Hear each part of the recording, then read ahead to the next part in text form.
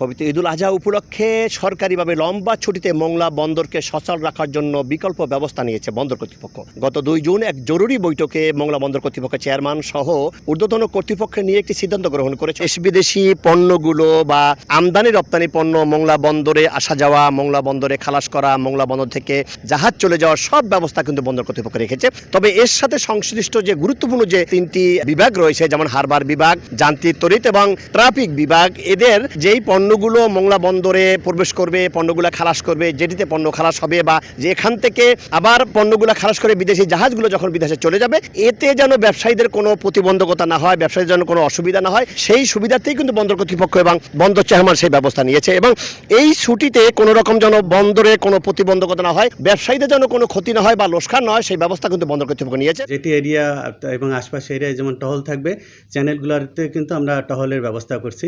আমাদের যে ইকুইপমেন্টসগুলো আছে, ইকুইপমেন্টস যারা চাল পরিচালনা করে তারা কিন্তু প্রস্তুত থাকবে, টাগবোট যারা পরিচালনা করে তারা প্রস্তুত থাকবে। সার্বিক দিক থেকে আমাদের বন্দর কিন্তু ঈদের দিন বাদে আর 24 আওয়ার এটি চালু থাকবে। আশা করছি সামনের যে দিনগুলো আসবে এই দিনগুলোতে কিন্তু জাহাজের পরিমাণ আরও বৃদ্ধি পাবে, অপারেশনের কার্যক্রম বৃদ্ধি পাবে।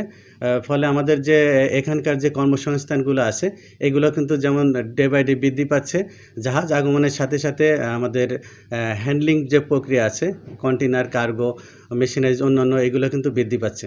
মোংলা বন্দরে কিন্তু আগের তুলনায় জাহাজের সংখ্যা বাড়ছে, আমদানি রপ্তানির সংখ্যা বাড়ছে কিন্তু রাজস্ব সংখ্যা। তবে সেটিকে ঠিক রাখার জন্য এই লম্বা ছুটিতে যেন কোনো রকম কোনো ব্যবসায়ীদের অসুবিধা না হয়, মোংলা বন্দর যেন কোনো রকম কোনো ত্রুটি বিচ্ছুতি না হয়, সেই ব্যবস্থা কিন্তু রেখেছে বন্দর চেয়ারম্যান সহ বন্দর কর্তৃপক্ষের অন্যান্য কর্মকর্তারা।